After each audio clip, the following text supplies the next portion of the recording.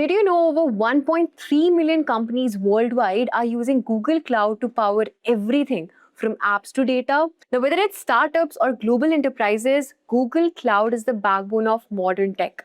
And by 2026, cloud skills are one of the hottest job requirements. Now, let's be real. Learning Google Cloud can feel overwhelming at first. That's why I've created this course for beginners just like you. Now, if you've ever wanted to learn GCP but didn't know from where to start, this course is your solution. We'll start with the basics, breaking down key concepts like projects, regions, IAM in very simple terms.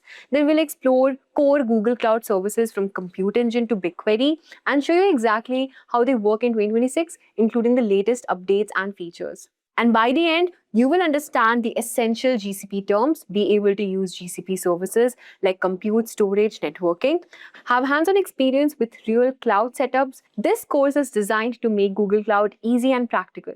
No jargon, just clear explanation and demos, and show you exactly how GCP works in the real world. Here's what we'll cover. First, we'll understand what is cloud computing, why cloud matters, and how it's shaping the tech world. What exactly is Google Cloud? What makes GCP different from AWS Azure? Key terms in Google Cloud: projects, regions, zones, IAM, APIs, explained very simply.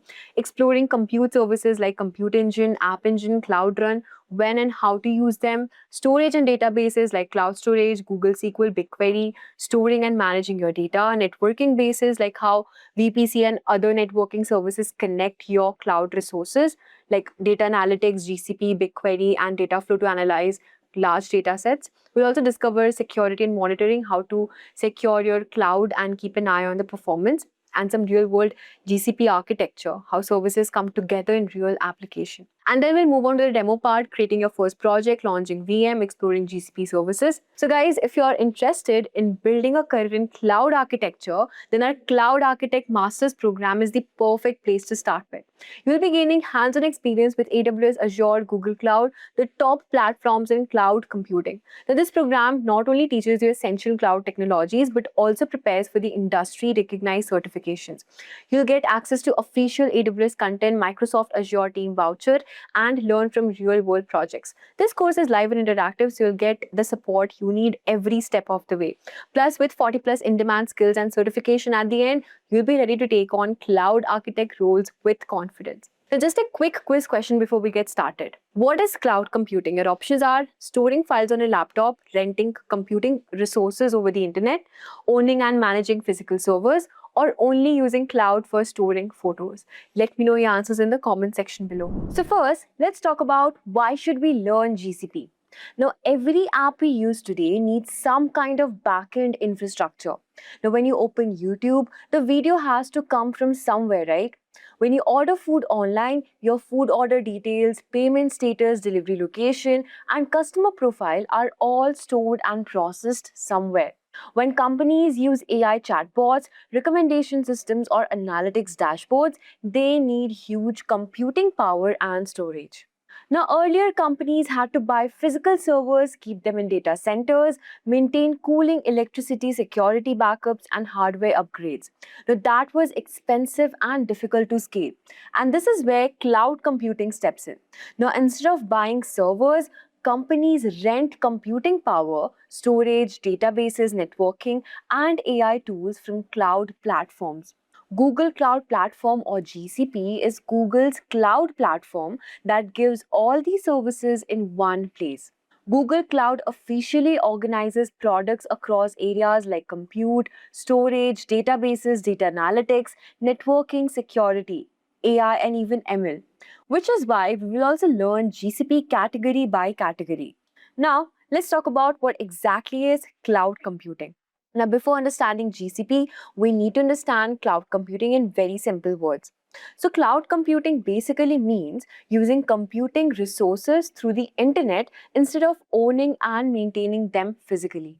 Now, take a very simple example. Suppose you want to start a YouTube-like video platform. You need servers to store videos, databases to store user accounts, networking to deliver videos quickly, security to protect users, and analytics to understand what people are watching. Now, without cloud, you would need to buy machines, set up a data center, hire people to maintain it, and keep upgrading as users increase. With cloud, you can rent these services. Today, you may need one server. Tomorrow, if 1 lakh users come, you can increase capacity. If traffic reduces, you can reduce capacity. You pay based on usage. So, cloud computing is like renting a professional kitchen instead of buying your own restaurant kitchen from scratch. You use what you need when you need it. Coming to what is Google Cloud Platform? Now, Google Cloud Platform is a collection of cloud services provided by Google. What it does is it helps developers, companies, startups, data teams, and AI teams build and run applications without managing physical infrastructure. You can think of GCP as a giant toolbox. Now, if you want to run an application, GCP gives you compute services. If you want to store files, it gives you storage services. And if you want to store structured data, it will give you databases.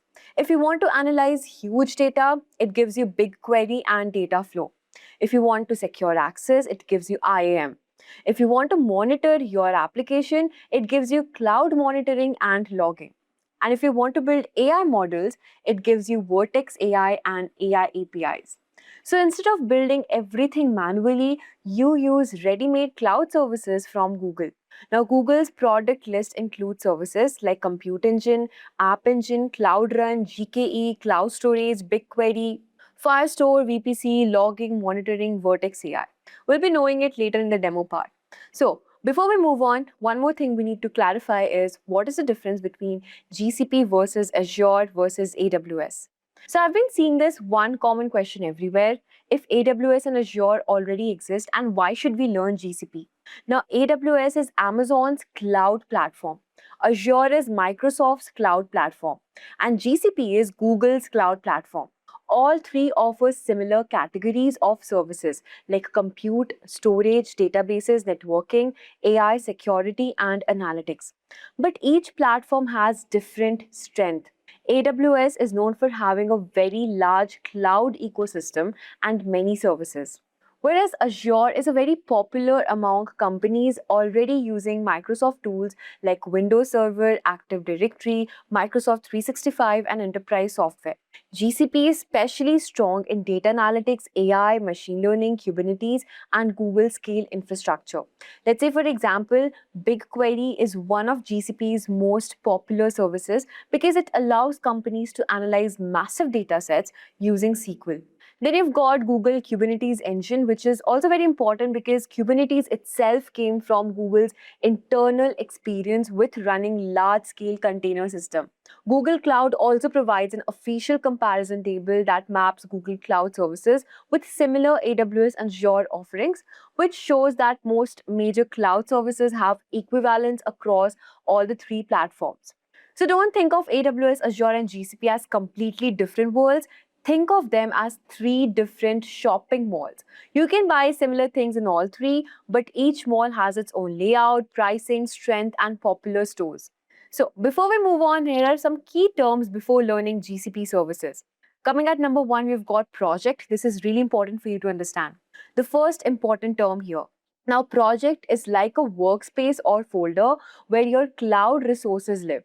Now, whenever you create a VM, database, storage bucket, API, or network, it belongs to a project.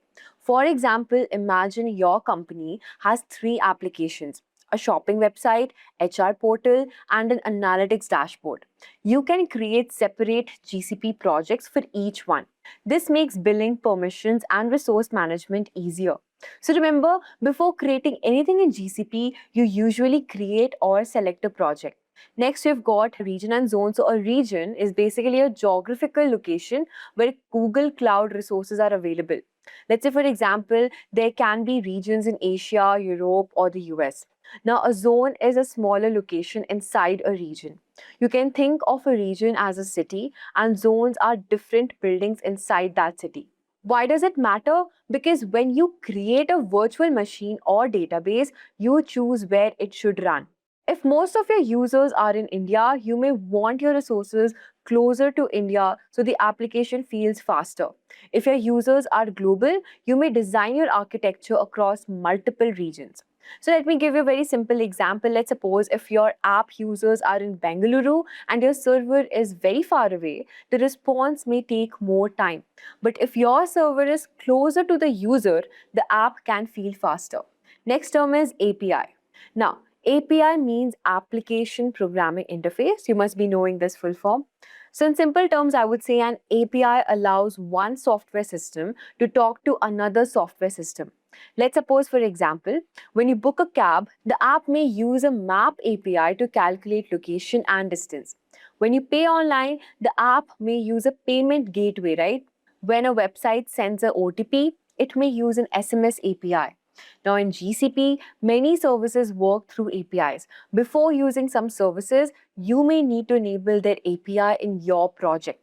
So API is like a waiter in the restaurant. You don't go directly into the kitchen, you tell the waiter what you need, the waiter communicates with the kitchen, and then you get your food. Similarly, an API takes a request from one system and brings back a response from another system. Next term is IAM. IAM stands for Identity and Access Management, and this is one of the most important concepts in cloud computing. IAM controls who can access what. Let's suppose your team has 3 people. One person should only view reports, the other person should manage virtual machines, the other person should handle billing. One person should manage databases. Now, you don't want everyone to have full control over everything. That's risky. IAM allows you to give the right permission to the right people. Google Cloud describes IAM as the system used to manage access to Google's cloud resources, and IAM appears in Google's security category as resource access control. Now think of IAM like access card in an office. Now some people can enter only the reception area while some can enter meeting rooms and only a few can enter the server room, right? So this is how IAM actually works and what it actually means. Next, we'll be learning about some core GCP services now. So first, let's talk about what does compute mean. Let's start with the compute services. The compute simply means processing power. Whenever an application runs, it needs CPU, RAM, and operating system. That is compute. For example, when you open a food delivery app, the backend has to check restaurants, show menu, calculate prices, apply discounts, track delivery partners, and update order status. All of this needs servers. Now in GCP, compute services help you run applications in different ways. Some applications need full control over the server, some applications only need a place to deploy code, and some applications run only when an event happens. And that is why GCP has different compute options like Compute Engine, App Engine, Google Kubernetes Engine, Cloud Run Functions, Google List App Engine, Cloud Run GKE under App Hosting, and Compute Engine under Compute. So we'll be seeing all of that in the demo part next. Now, let's understand some theoretical part first. Next is your compute engine. So we saw about the compute services before, and this is the compute engine, which is one of the easiest services to understand. The compute engine lets you create virtual machines in Google Cloud. A virtual machine is like a computer, but instead of sitting on your desk, it runs inside Google's cloud infrastructure. Now you can choose the operating system like CPU, RAM, disk size, and location. Let's suppose, for example, if you want Linux server to host a website backend, you can create a compute engine VM. And if you want a Windows server, you can create that too. If you want more memory or more CPU, you can select a bigger machine. Now, a compute engine is like renting a computer from Google. You do not physically own it, but you can use it through the internet. Where is it used? Compute engine is used when companies want control. You can install custom software, configure the server, manage security settings, and run applications the way you want. To make it more understandable to you, let me give you an example. Imagine you have built a small Node.js or Python application. You need a machine to run it 24/7. Now, instead of keeping your laptop always on, you create a virtual machine in Compute Engine and run your application there. I hope it's now clearer to you. Next is App Engine. Now, App Engine is different from Compute Engine. Now, in Compute Engine, you manage the virtual machine. You care about the server, operating system, updates, runtime, and configuration. In App Engine, you mainly focus on your application code. Google manages the infrastructure behind the scenes, and this is called a managed platform. For example, suppose you build a web application using Python, Java, Go, Node.js, or another supported language, you can deploy it to App Engine and Google handles the scaling and infrastructure. Compute Engine is like renting an empty shop. You have to arrange furniture, electricity, security, and maintenance. Whereas App Engine is like renting a ready-to-use shop in a mall. You bring in your product and the mall handles most of the infrastructure. Where is it used? App Engine is useful for web app, APIs, and applications where you don't want to manage servers manually. So if you want more control, use Compute Engine. If you want less server management and more focus on code, App Engine is easier. Next term is Google Kubernetes Engine, known as GKE. So let's understand Google Kubernetes Engine. But before understanding GKE, we need to understand containers first. So let me tell you what container actually is. A container is a package that contains your application code and everything needed to run it. Now this includes dependencies, libraries, and runtime settings. Why is it useful? Because many times an app works on one developer's laptop but fails on another machine because the environment is different. Now containers solve this problem by packaging the app with its environment. Now, when companies have many containers, they need a system to manage them. Now, that system is Kubernetes. Kubernetes help deploy, scale, restart, and manage containers. GKE is Google Cloud Managed Kubernetes Service. Google describes GKE as managed Kubernetes for containers. Now, imagine containers are delivery boxes. Kubernetes is the warehouse manager that decides where each box should go, how many boxes are needed, and what to do if one box is damaged. Now, GKE is Google managing that warehouse system for you. Where is it used? GKE is used in large modern applications, microservices, DevOps environments, and container-based deployments. Next is Cloud Run and Cloud Run functions. Now, Cloud Run is another serverless compute service. Serverless does not mean there are no servers. Servers still exist, but you don't manage them directly. In Cloud Run, you deploy your containerized applications. The Google runs it for you. If there is traffic, it scales up. If there is no traffic, it can scale down.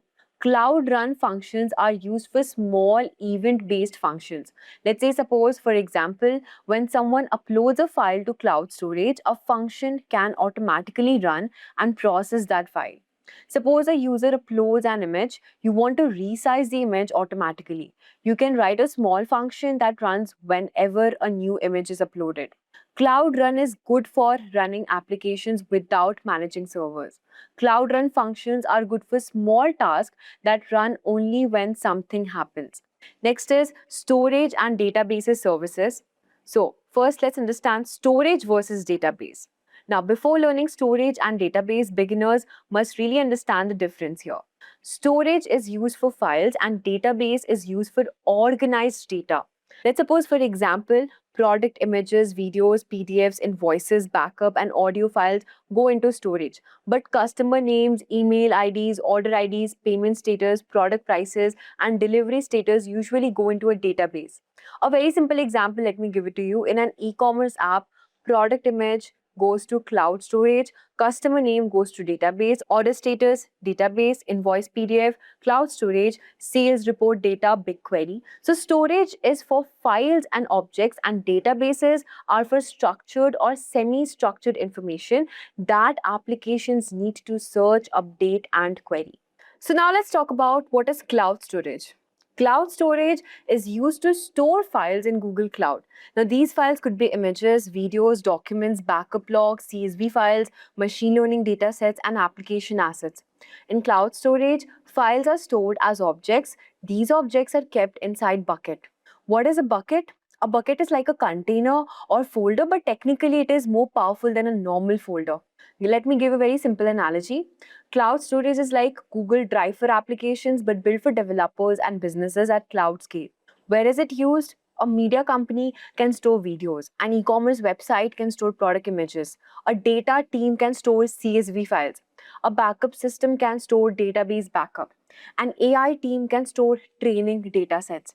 Google lists cloud storage as multi-class, multi-region object storage. So whenever you hear file storage in GCP, think of cloud storage. Next is persistent disk.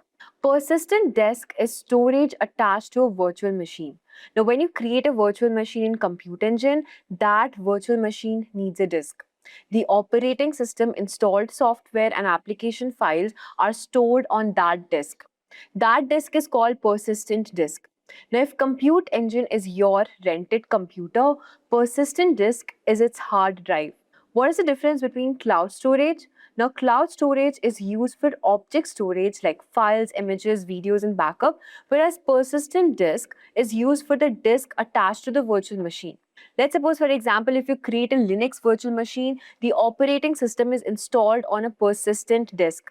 If your app creates local files, those files may also need to be stored there. Next is Cloud SQL. Now, Cloud SQL is managed relational database service. Relational databases store data in a table. Tables have rows and columns. For example, in a shopping application, you may have a customer table, product table, orders table, and payment table. Cloud SQL supports popular relational databases like MySQL, PostgreSQL, and SQL Server. Google lists Cloud SQL as a managed MySQL, PostgreSQL, and SQL Server database service. A very simple analogy to explain it to you again. Cloud SQL is like using Excel-styled tables, but much more powerful, reliable, and suitable for application. Where is it used? Like login system, order management, customer records, booking system, payment records, and inventory systems. Now, if your data is structured and if you want to use SQL queries, Cloud SQL is usually one of the easiest database service to understand. Next is Bigtable. Bigtable is a NoSQL database which is used for a very large scale data. Why is it NoSQL? SQL databases are table-based and structured. NoSQL databases are used when data is huge, fast-changing, or not suitable for traditional tables. Bigtable is designed for massive workloads where speed and scale are important. Google lists Bigtable as a petabyte scale, low latency, non-relational storage. Imagine millions of devices sending sensor data every second, or a telecom company storing network usage data, or a system storing time series data. This kind of data may be too large or too fast for normal relational databases. Cloud SQL is like a well-organized school register. Bigtable is like a massive library system built to handle billions of records very quickly. Next up is Firestore. Firestore is a serverless NoSQL document database. Instead of storing data in rows and columns like SQL, Firestore stores data in documents and collections. This is useful for mobile apps, web apps, chat apps, real-time dashboards, and applications where data structure can change over time. Google lists Firestore as a serverless NoSQL document database. Let's suppose, for example, a chat application can store users, messages, timestamp, and chat rooms in Firestore. A mobile app can store user profiles and app activity. Now, use Cloud SQL when your data looks like tables. Use Firestore when your data looks like flexible documents. Next up is Spanner. Now, what is Spanner? Spanner is a very relational database for a large-scale system. It gives SQL-like databases features, but it is designed for horizontal scalability. That means it can grow across large infrastructure while still support relational data. Google lists Spanner as a horizontally scalable relational database. Let me give a very simple explanation again. Cloud SQL is great for normal relational database needs. But if a company has global users, huge transactions, and needs very high availability, Spanner becomes useful. Cloud SQL is like a powerful city-level database. Spanner is like a global-level database designed for very large businesses. Next one is networking services. So what is networking in cloud? Let's understand it now. Networking is how different systems connect and communicate. When a user opens a website, their request travels through the internet to the server. The server processes the request and sends the response back. Inside a GCP, networking decides how your virtual machines, databases, storage, APIs, and users communicate. Google Cloud's networking documentation says that networking products help connect networks and workloads, load balance traffic, and secure the network. Again, a simple analogy to explain, if cloud resources are buildings in a city, networking are the roads, traffic signals, gates, and directions that connect everything. Next up is VPC, Virtual Private Network. Now, a VPC stands for Virtual Private Cloud. A VPC is your private network inside Google Cloud. When you create resources like virtual machines, they need a network to communicate. VPC gives you the network. A very simple example to again explain. Suppose you have a front-end server, back-end server, and database. You may not want the database to be directly open to the internet. You want only the back-end server to talk to the database. VPC help control that communication. Google describes VPC as a virtual version of a physical network that help deploy and connect resources. VPC is like creating your own private office network inside Google Cloud. Next up is cloud load balancing. Cloud load balancing distributes user traffic across multiple servers. Now imagine your website becomes popular, thousands of users are visiting at the same time. If all traffic goes to one server, now that server may become slow or crash. A load balancer solves the problem by distributing the traffic across multiple servers. A very simple analogy to explain again. Imagine a busy restaurant with one billing counter. The line becomes too long. So the restaurant opens more billing counters and a manager directs people to different counters. So that manager is like a load balancer there. Google lists cloud load balancing as a multi-region cloud distribution and balancing. Where is it used again? Websites, APIs, mobile app backends, enterprise applications, and high traffic system. Next up is Cloud CDN. CDN stands for Content Delivery Network. A cloud CDN delivers content faster by caching it closer to users. Let's say your main server is far away, but your users are in different countries. It may slow down. The cloud CDN stores copies of content closer to users. So when users request that content, it loads faster. Google lists Cloud CDN as a service to cache content near users. A very simple example again, YouTube thumbnails, website images, CSS files, JavaScript files, videos, and downloadable content that load faster through CDN. Cloud CDN is like keeping popular items in a local warehouse instead of shipping them from one central warehouse every time. Next up is Cloud DNS. DNS means Domain Name System.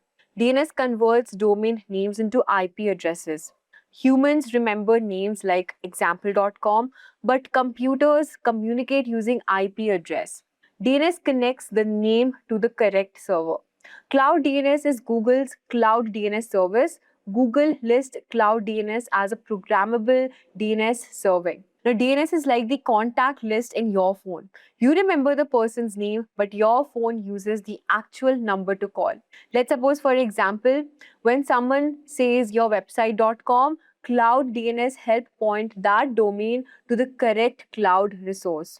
Next up is data analytics and services. Let's talk about this. Coming up, we have BigQuery. What exactly is BigQuery? BigQuery is one of the most important Google Cloud services. BigQuery is used for data analytics and data warehousing. A data warehouse stores large amounts of data from different sources and allows team to analyze it. Let's suppose, for example, an e-commerce company may collect data from website visits, orders, payment, ads, customer support, and delivery system. Now, this data can be stored and analyzed in BigQuery. Google lists BigQuery as a data warehouse and analytics product. Now imagine a company has data scattered across many departments. BigQuery brings all that data into one powerful analysis system where teams can ask questions using SQL. Example questions that BigQuery can answer is, which product sold the most last month? Which city has the highest sales? Which marketing campaign performed the best? Which customers are likely to churn? Now, Cloud SQL is usually for application data. BigQuery is for analysis and reporting on large data. Next term is PubSub. Now, PubSub is a messaging service. The name PubSub comes from publish and subscribe. One system publishes a message, other system subscribes to that message and reacts to it. Now, let's suppose in an e-commerce app, when a user places an order, many things need to happen, right? Payment service needs to confirm payment, inventory service needs to reduce stock, email service needs to send confirmation, delivery service needs to create shipment, and instead of connecting all systems directly to each other, the order system can publish an order placed message to the PubSub. Other systems can subscribe and take action. Google lists PubSub as global real-time messaging. It is just like a notice board. One person posts a notice and everyone who is interested reads it and takes action. Next up is data flow. Now, data flow is used to process data pipelines. A data pipeline means moving data from one place to another while cleaning, transforming, and enriching it. Let's suppose, for example, raw website logs may not be useful directly. You may need to clean them, remove errors, convert formats, calculate metrics, and then load them into BigQuery. Now, data flow can process both batch data and streaming data. Google lists data flow as stream and batch data processing. Data flow is like a water purification system. Raw water enters, it gets filtered and cleaned, and then clean water comes out. Similarly, raw data enters data flow, gets processed, and useful data comes out. Where is it used? Like log processing, real-time analytics, ETL pipelines, fraud detection, IoT data processing, and data warehouse loading. Next up is Looker. Now, what exactly is Looker here? The Looker is used for business intelligence and dashboards. Now, after data is collected and processed, business teams needs to understand it visually. They don't always want to write SQL queries. They want dashboards, charts, reports, and KPIs. And that is where Looker helps. Google lists Looker as enterprise BI, business intelligence, and analytics. A very simple example to explain, a sales manager can open a dashboard and see monthly revenue, top products, sales by region, and customer growth. BigQuery is where the data can be analyzed, and Looker is where the analysis becomes dashboards and reports for business users. Next up is security and monitoring. What is cloud logging here? Now, cloud logging is an important term which stores logs from your cloud services and applications. Now, a log is a record of what happened. For example, user logged in, payment failed, server returned an error, API took too long to respond, database connection failed. When something goes wrong, logs help developers understand the problem. Google lists logging as centralized data and event logging. Beginner-friendly analogy again, logs are like just CCTV recordings for your application. When something goes wrong, you check the recording to understand what actually happened. Next up is cloud monitoring here. The cloud monitoring will help you check the health of your system. It tracks things like CPU usage, memory usage, error uptime, latency, and service performance. Google lists monitoring as infrastructure and application monitoring. A very simple example, if your server CPU is always at 95%, your app may become slow. Monitoring can alert you before users start complaining. Monitoring is just like a health checkup for your cloud system. It tells you whether your application is healthy or under stress. Next up is Secret Manager. What is Secret Manager? Now, Secret Manager is used to store sensitive information safely. Sensitive information includes API keys, database password, tokens, and certificates. You should not write passwords directly inside your code. If the code is leaked, the password is also leaked. Google lists Secret Manager as a service to store and manage secrets. Secret Manager is just like a digital locker for passwords and keys used by your applications. Now, let's connect everything with a very real-world example here. Imagine we are building an e-commerce website. The website backend can run a Google Cloud Run or compute engine. Product images can be stored in Google Cloud Storage. Customer and order data can be stored in Cloud SQL. And if the app becomes very large, some parts can run as containers on GKE, Google Kubernetes Engine. Traffic can be distributed using cloud load balancing. The domain name can be managed using Cloud DNS. Static content can load faster using Cloud CDN. Now, IAM controls who can access what. Order events can be sent through PubSub. Data flow can process order and clickstream data. BigQuery can analyze sales and customer behavior. Looker can create business dashboards. Cloud logging help debug errors. Cloud monitoring tracks performance, and this is how real applications are built on cloud platforms. It is not only just one single service, it is a combination of compute, storage, database, networking, security, analytic services working together. So far we have discussed the theoretical part. Now, the best way to actually understand this thing is to open the platform and use it. So here we have Google Cloud Platform. As you can see, this is the dashboard, the welcome interface. And I've activated my full account, and we have got $300 credits here. And we can create Gemini key, create agent. I'll be showing you all the services, most of the services that you can look up to, how to create a virtual machine, deploying an application, BigQuery. And here on the left hand side, as you can see, we've got different services here.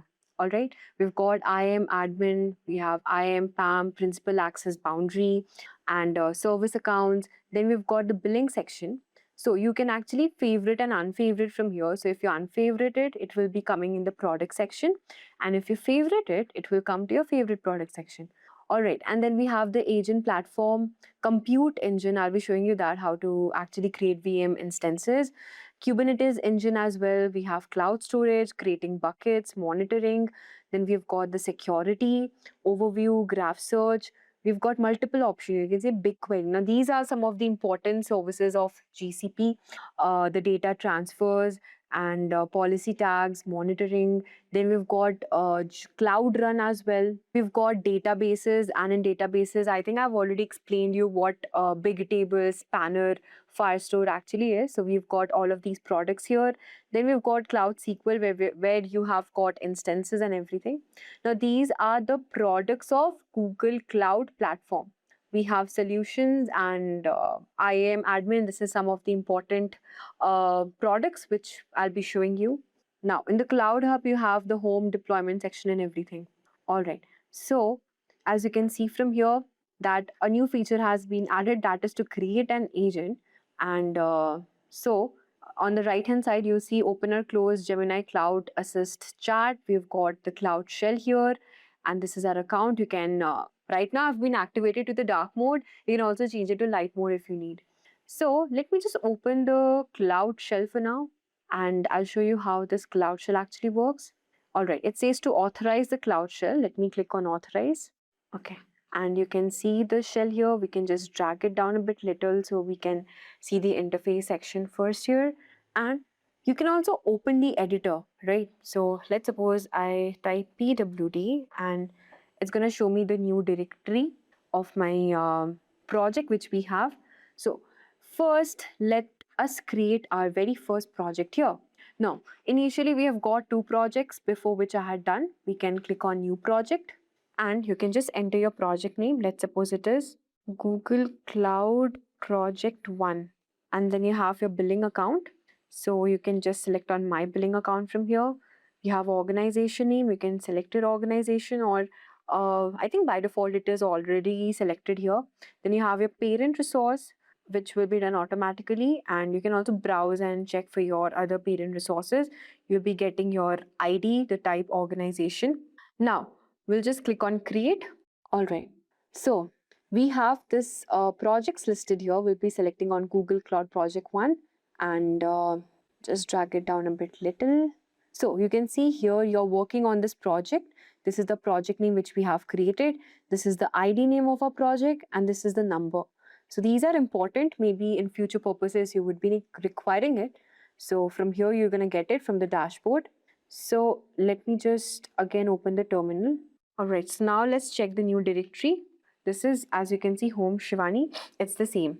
Now I'll click on open editor from here. So it's actually connecting me to the Cloud Shell server. And as you can see, this code editor actually looks like VS Code, right? It's so similar to VS Code. And let me just open this. So you have also got Gemini Code Assist on the right hand side, and you can also install your extensions if needed. So right now it's not needed. I'm going to cross it. And these are the walkthroughs. This is the README Cloud Shell text file version, as you can see. You can also create one more version. Let's suppose I'm going to create something like hello.txt. So this is my file here, hello.txt. Let's suppose I say hello Google Cloud Platform. All right. And I'm going to save it. Now we'll just go back again. We'll just click on Open Terminal and let's see. So you have the all the files which we have created here. And you can see the README, the hello.txt file. So this is how your code editor works, the shell in your GCP. All right. Now, now that we have created our project, the first thing we're going to do is we'll be creating a virtual machine instance. So basically, we all know that VM instances are like virtual machines that run on Google Cloud. You can deploy applications, run workloads on them. So for this, what you can do is you have to just go on Compute Engine from here. And then we've got here create instances, right? So we'll just select on create instance. It's checking for APIs. So we'll click on enable from here. I think it will take few minutes to enable the required API for creating our instances. All right, so here as you can see, it has loaded, enabled the API, and these are some data protection features here. So let me just cross this for now. And you can just name the name of your configuration, the instances which you're creating. So let's suppose I'm going to name it as my first VM. And then you can select your region from here, wherever it is closest. So you've got this America, Europe, Middle East, Asia, Pacific. So let's suppose for now I've selected the region as US Central. And then you can select the zone from here, click on any. You can also generate machine type suggestions with the help of Gemini, and this is something new. Just describe your workload, your requirements, like cost, performance, generating machine type of suggestion, and it's going to generate it for you. Now, this is really cool because Gemini and this AI is really going to help you out in this. Now, you can see the C4N machine series is now in preview, and we have the machine types for common workloads like C4 series, C4A, C4D, and a description here as well. The CPUs, the memory, the CPU platform. This is Intel Emerald Rapid, this is AMD Giona, this is AMD Turin. So you can see all of these things from here. And then you have the machine type. Now, this is really important. So to select the machine type, you can select as standard. So you're going to select as E2 Micro. And this is eligible for the free tier and should be sufficient for the testing, I think, with 1 GB of memory. And we have the VM provisioning model. We're going to set it as standard from here. You have got more advanced settings, as you can see, which says the termination, the host, maintenance and all, which is not needed as for now. So we'll just click on create from here. So we're going to create it to actually launch our first virtual machine, and we have created our instances. Okay, so this is created and you can see the internal IP. You have the external IP address. You can just copy it to the clipboard if needed. You have a recommendation, the zone and everything. So this is how you can create your first VM instances here, and you can actually connect it to the SSH. Now, you can click SSH to actually access the terminal of your Ubuntu, your virtual machine system, whatever operating system we are having. Linux or everything. So it says allow SSH in browser to connect to VM. We can authorize it. So it's actually connecting to your server from here. So now in the SSH terminal, what we're going to do is we'll just enter this code, which is G Cloud Compute SSH zone, and then we're going to enter the name of the region. The name of the region, you're going to get it from here itself. You have this, right? Send US Central F. So just copy paste it from here. And this is the name of the instance, right? So just go back again, enter the name as my first VM project. Now, the name of the project, you're going to get it from my project. This is Google Cloud Project, right? Just select this, copy this thing from here. So we have entered this now, and you see the warning, the private key file does not exist. All right, you have to enter the keygen executed to generate a key. So you're going to have to enter the public private RSA key pair for this, and you'll be activating your key according to this code.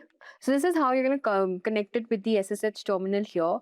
And let me explain it to you. So this compute engine will allow you to run the virtual machines on the Google's infrastructure.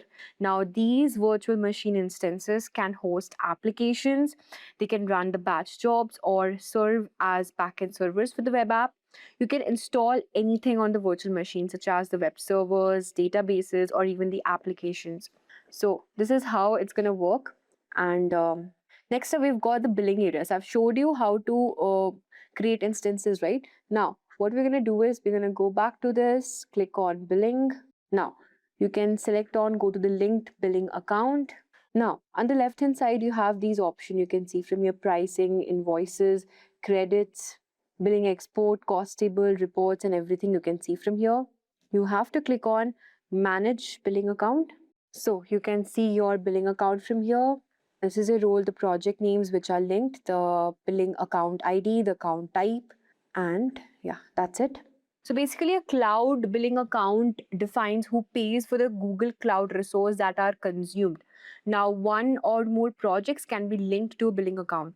So you need to just navigate to the billing area, and note that if you are already in the billing area of the Google Cloud console and then you have selected the billing account you want to view, then you can just skip this part. Now, the information displayed on the billing account overview page depends on your cloud billing permissions here. And some sections of the billing account overview page are visible only to the administrators. So you can see you can add the principal here.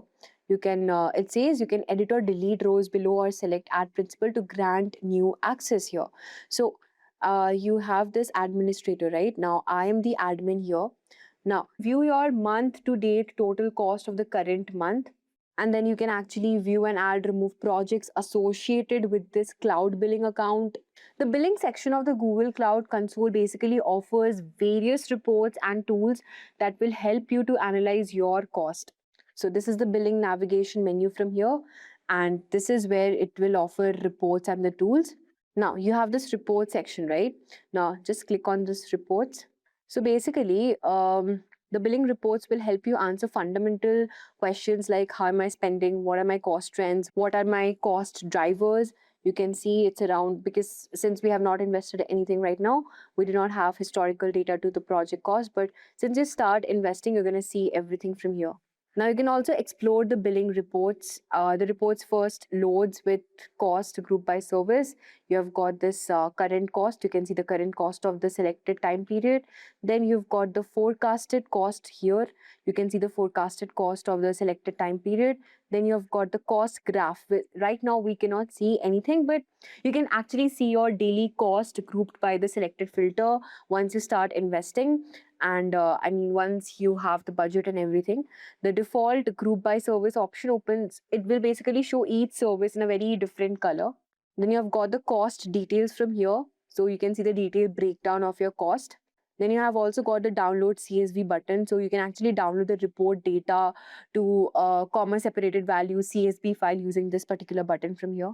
Then you've got the filters panel. Now you have this bill navigation menu where you can select the cost table, which will give you a detailed tabular format of your monthly cost. Then you have the filters panel as well, the invoice month and everything, where you can just see from the cost breakdown, budgets and alert. So you can create a budget by clicking on this from here. So this is how basically your this budgets, alert, and your billing thing actually works. You can see you can just mention your name, the time range which you want, which is monthly, yearly, or quarterly. Then you have got the projects names. You can just select the project for whatever project you're going to do it. The services, what all services which you require from here, and the amount and action. And in this way, you can just create your budget from here. Now, I'll show you how you can create your cloud storage bucket from here. So we're going to go back to the services section. And from here, we'll click on cloud storage. So from here, you can actually create a bucket, go to a specific path, or you can also create a bucket list. We'll select on create bucket from here. All right. So from here, you can just mention the name of your bucket. Let's suppose the name is my first storage bucket. And then you can choose the labels from here. Then you can click on continue. It says the bucket name is already taken. So I'm going to put one more T here, and name is selected. Click on continue. Then you can select your location from here, multi-region, Asia. So let's suppose I'm going to select as Asia right now, or you can just go with the US for this timing. And then you have the zone, region, dual. Just click on continue. Now, this thing is there to set a default class, and it says it applies to all the objects in your bucket unless you manually modify the class per object. the rapid, standard, nearline, cold line. So let's select on standard, which is best for the short-term storage and frequently accessed data. Then you've got this optimized storage for data-intensive workflows as well. So for this, we're going to select on enable hierarchical namespaces in the bucket, and then click on continue. Again, click on continue from here. Then you can choose how to protect the object data. Your data is always protected with cloud storage, but you can also choose for the additional protection if you want from here, like to use default retention duration or to set a custom retention duration. And I have already, this is already selected as soft delete policy. Now, when this is enabled, the bucket and its object will be kept for a very specific period after they are deleted and can be restored during this time. So this is there. And then we have got the data encryption as well. So Google managed encryption keys we've got. Now you can also click on cloud KMS keys. Now these are the keys owned by the customers, and the Google managed encryption keys are the keys which are owned by the Google. Now you can just click on create from here. Click on don't show this, confirm. So it will take some time to actually create it. Now it has says I've created bucket on the first storage bucket, this particular folder. As you can see it from here, the name, size and everything. These are the objects. The folder browser, you can just click on this and have a look. Then this is the configuration part. These are the permissions, the public access, the access control, and you can see principal, role and everything. This is the protection part, life cycle, observability and everything. So this is how you can actually create a word bucket from here. Now, this is the bucket list from here. So you can actually set the public access prevention. All right. Now, in this list of buckets, you can click the name of the bucket which you want to enforce. Let's suppose if this is the thing, and then you have this permission tab, right? So just click on this first, click on permissions from here. Then you have public access, not public. Okay. So you can actually, when you click on this permission, it will open the tab for you, and then you can prevent your public access from here. Like suppose if you want to actually give this access or not, you have got this access control here as well. It says all the object access is controlled by bucket permissions, and objects cannot have their own access control list. So you from here, you can just add if you want, and you can also remove the public access prevention. Then you have this monitoring option from here, you can see, where you have the Google bandwidth usage, and you have the overview of like how the time duration, the server error rate, client error rate, the top 5 buckets by read errors. You can actually view the graph according to the CPU utilization, and you can check it. Basically you can check the error rate from here. And these are the top 10 buckets, the total bytes. You can monitor your data. You can also filter by all the location, and you can also set your location. Let's suppose I want it for the US. You can set that up. If you want it for 6 hours, for 12 hours, you can select it. Then you've got this insights data sets as well. Okay, so for this, you need to just enable your insights API. You can just click on this and enable it. Now, I've shown you guys how to do this monitoring and cloud storage as well. Now, let me show you one more important thing here, which is the BigQuery. So let's move on to the BigQuery and see how you can actually run a query in BigQuery. All right, so let's click on that. Done. All right, so you can see here. So basically, BigQuery is Google's data warehouse, which is used for very fast, large-scale data analysis. It uses SQL-like queries to process big data. Okay, so that's the main goal here. So this is the BigQuery from here. You can open your SQL workspace, the Files Explorer. This is the Gemini queries, Apache Spark, visualization cell, the notebook gallery. You can just see from here. What basically the File Explorer does is, the new Files Explorer will provide a dedicated view of the BigQuery access. You can click on try it from here and have a look. Next, you've got the converting the comments to SQL. So you can basically reduce the development time for complex queries by converting the comments to directly SQL code with the help of Gemini. Now you see how AI is helpful here. Then you've got Apache Spark, where you can connect notebooks to Spark. You can use the Apache Spark to directly run within your notebooks for a very single platform that will handle Spark data processing. And next, you've got this visualization cell, which is a new type of notebook cell that automatically generates interactive, editable visuals. And then you have creating notebooks from template. You can try it from here. And for now, we'll just see this and click on SQL query. We'll just create a new SQL query. So first we're going to go back and we have to create a data set. All right, we'll just go back here. So these are the SQL queries as you can see from here, and display name, just click on dismiss. So you don't have to actually create a data set. You can directly start by running your query from here. Here in the BigQuery console, we have it. Just click on the public data sets from here first. We'll just click on plus SQL query from here. Now, in this query editor, we have to run the following query, which is start station name, comma. We have start station latitude, comma. Then you have start station longitude. And then you can mention the geopoint axis from BigQuery public data. And this is group by 1, 2, 3, order by this. And then click on run from here. You're going to see the query has been completed. And you can see the popular stations which are listed in the query results, right? The station name, the station latitude, the longitude, the geolocation. So to display the duration of the job and the amount of data that the query job processed, you can click on the job information and then you can view it. You can just click on here and then you can see the job ID, the username, the location, creation time, and everything.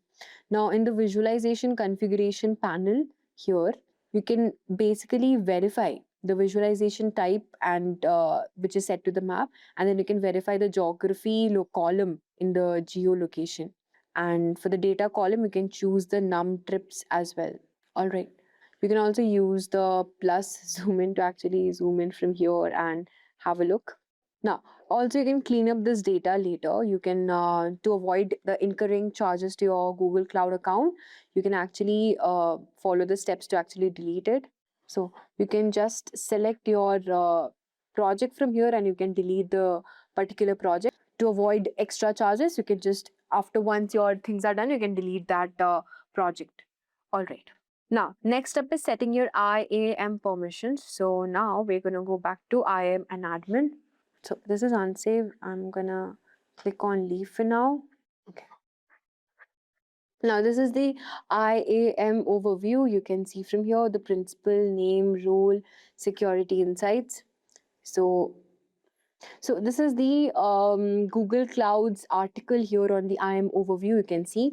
Now, this page will describe how the Google Cloud's identity access management system work. So you can see that every action in Google Cloud requires certain permissions, and like we have principal, role, and the resources.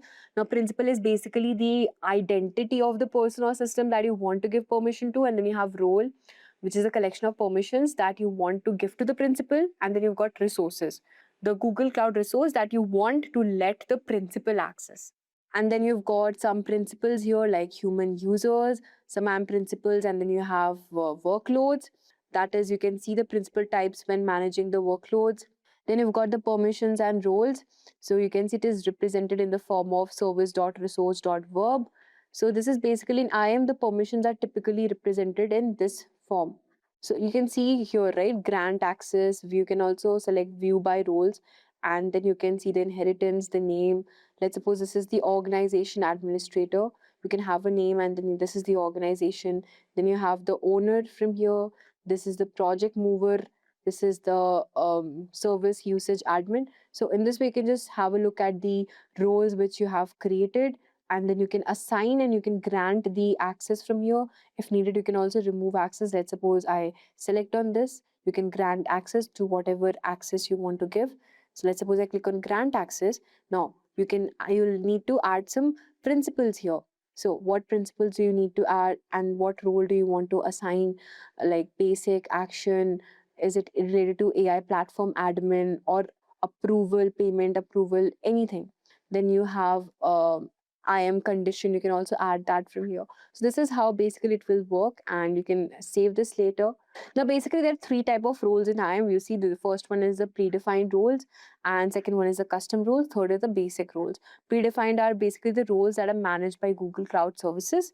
Then you have custom roles that create and contain only the permissions that you specify. Then we have basic roles from here.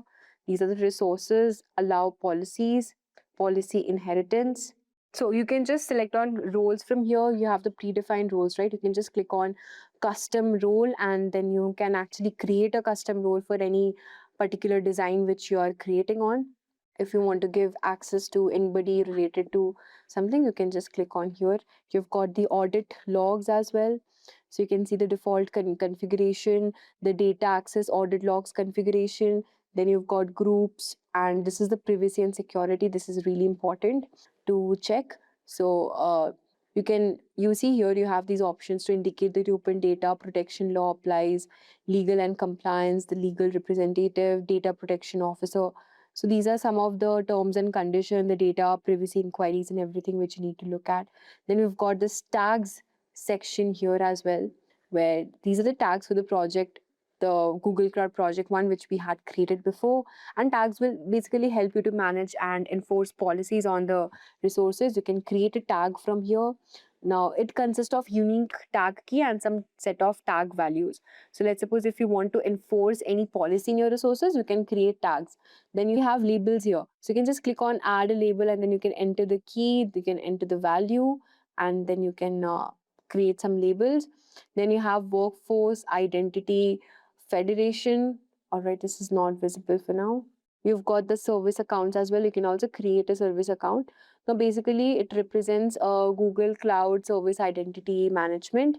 And then you have organization policies here as well. So these are the enforcement state inactive. It says the name, the ID, the security insights and everything. You can also view your active policy from here, which is around 23. And these are the policies, right? This is ID name, this is the security insights. And then you have policy analyzer. You can analyze the policies from here. You can create a query from one of the templates to help you find out who has access to what resources based on the IAM allow policies. And then, as I told you before, you can create a query, create a custom query from here. Then you have policy troubleshooter. You need to enter the principal email, and then you need to enter the resource permission pairs, permissions, and then you can check the access from here. Now, this is the identity risk overview. You can see this, it says 0% principals with access permission, but just in case if you have somebody with some SOD, segregation of duty, somebody having extra permissions or something in case of any data breach happens, so you can have a look at the graph. So right now, because we haven't assigned anything, but then you can have a look what percentage of principals with some access permissions are there. And then you have principal access boundary. Next, you've got this PAM here as well. Now, PAM stands for Privileged Access Manager. You can see here. Now, what does PAM do is PAM will just enable just-in-time, time-bound access elevations, and it also offers some in-audit trial capturing event associated with the access elevation from here. So that's it for the IAM and the PAM, which we have seen for now, some of the important key terms which you would need to know. You have got the documentation here as well, where you could learn more about it. Now, let's go back to our services and let's see some other thing. Next is something important, which is your VPC network. So let's explore this VPC network, what it actually means. Okay. You can create a VPC network from here, subnets in current project, networks in current project, or remind me later. Yeah. So it sees right now it says default subnets is 0 and something. So this is the console for this. What you can do is you can just click on create a VPC network, and you can give a name as my VPC network, and then you can have a description for this as well. I'm just entering this name as my VPC network here again. Yeah. And then you can set the MTU automatically. You can configure a network profile. You have this option of subnet creation mode as well, which is custom or automatic. So for now, I have selected custom. You can also select automatic from here. Then you've got the private IPv6 address settings. You can configure a ULA which is not needed. You've got subnets here. In case if you want to add any subnet, you can also add that. So for now, let's suppose I want to add a subnet, right? I'm going to give a name as new subnet, write a description as, all right, give a region. I'm going to give it as US Central, IPv46. This is the range. Private Google access, for now, I'm just keeping it off. Flow logs are off, hybrid subnets are off, and click on done. Okay. So for this, you need to enter a IPv4 range. So I'm going to select on IPv6, which is single stack from here, and I'm going to keep it as external. And you can also allocate subnetwork from PDP. Click on done. Click on done from here. So we've got subnets here created already. You can also configure the firewall rules. Now you can see here the firewall rules from here. Select on this. Just remove this thing. Now, these are the firewall rules as you can see. Click on create.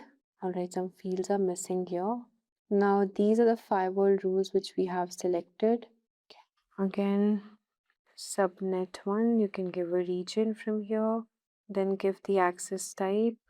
Okay, I'm going to give it as external and click on done. So from here, you can just click on create, and in this way, your things will be actually created. Next, you have this IP address. You have got internal ranges from here. So now you have this internal ranges as well, which I told you. Then you can also bring your own IP. For this, you have to enable this API, which is Network Connectivity API. And let's go back. You can just click on enable. Then you have VPC network peering. You can actually create a connection, cloud VPC network, which will let you privately connect two VP networks together. You can just click on create connection, and then you can start connecting with some other networks as well. Then you've got shared VPC.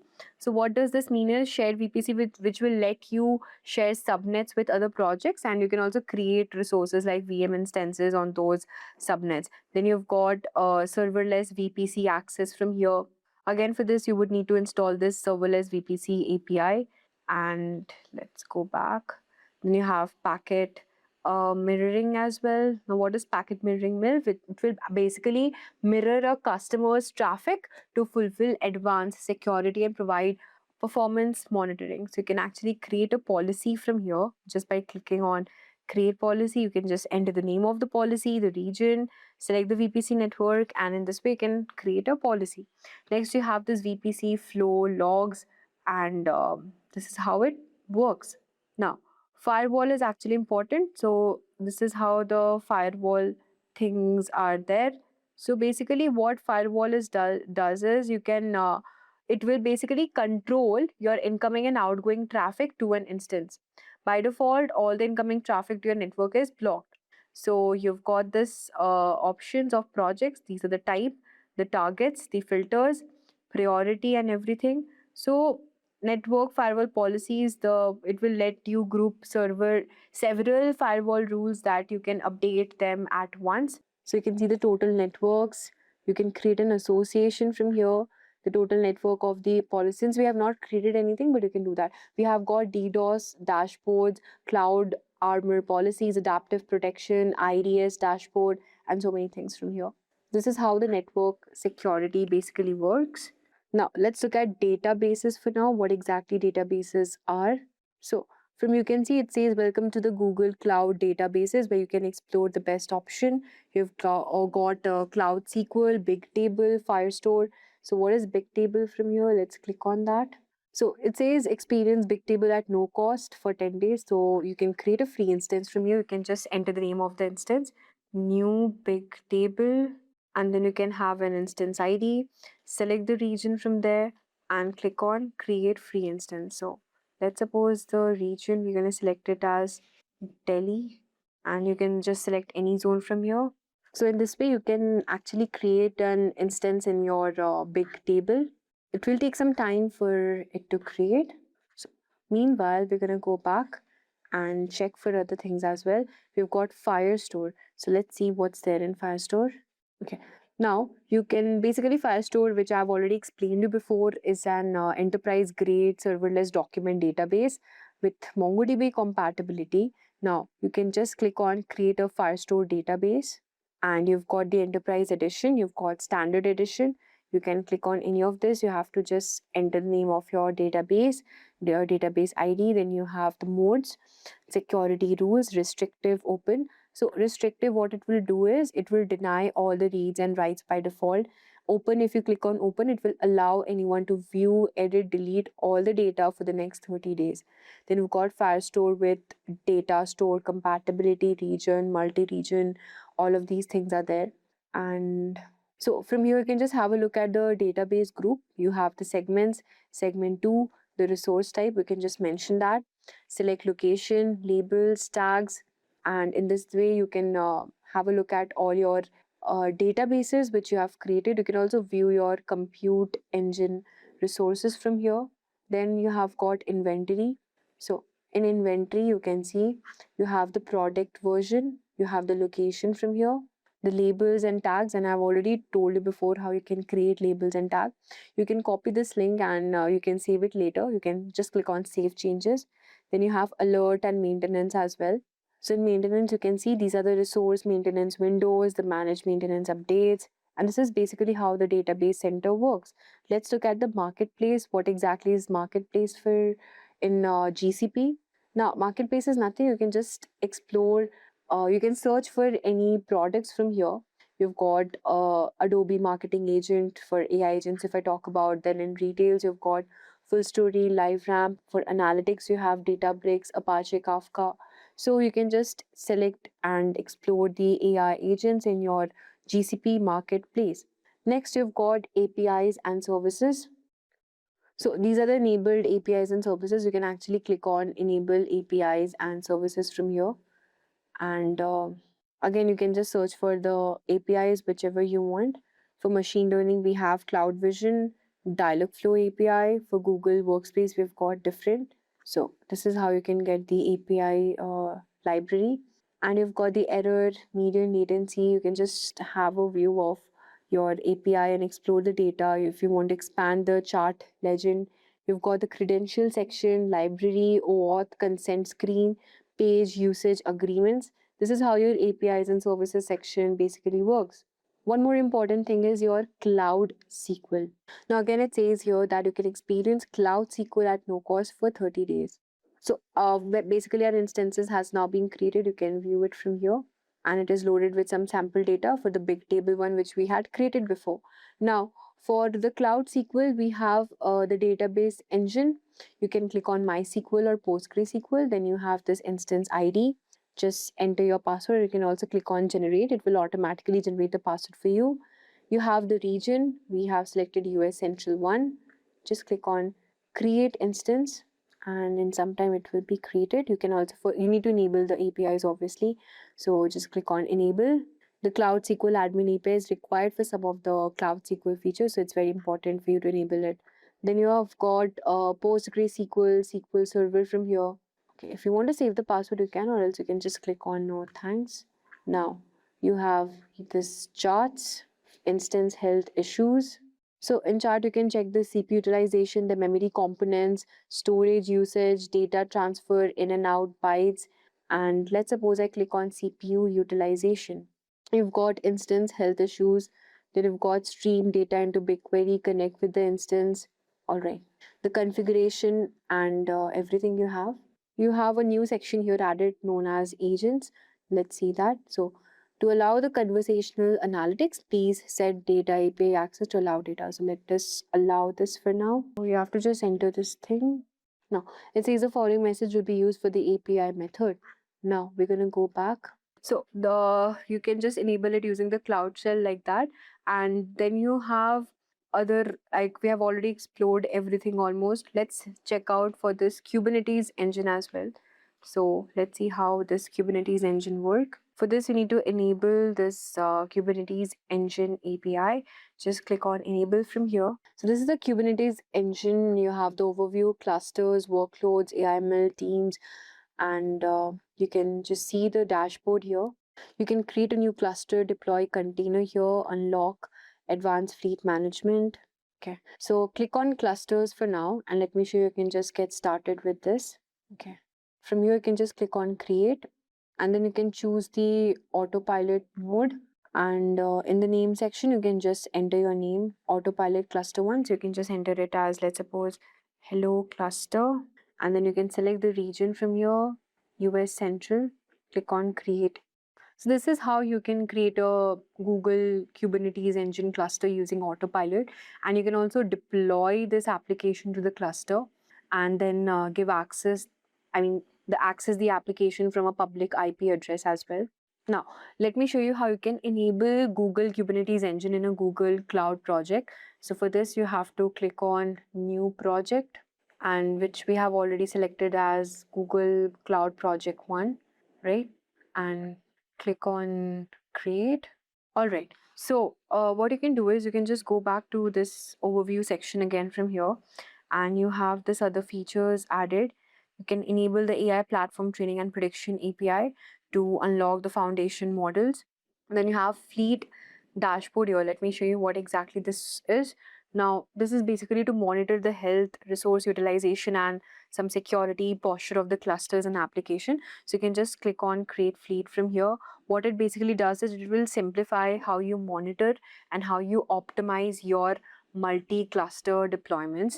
You can scale with multi-cluster, multi-team management, use fleets to group similar workloads into dedicated clusters, and then run it. So we have explored the Kubernetes engine. I've showed you how you can create a cluster as well. And almost we have covered every section of the GCP as of now. So guys, with that, we have come to the end of this course. Now, if you like this video, do hit the notification bell and subscribe to our YouTube channel for more such tech insights by Simplilearn. Thank you and keep learning.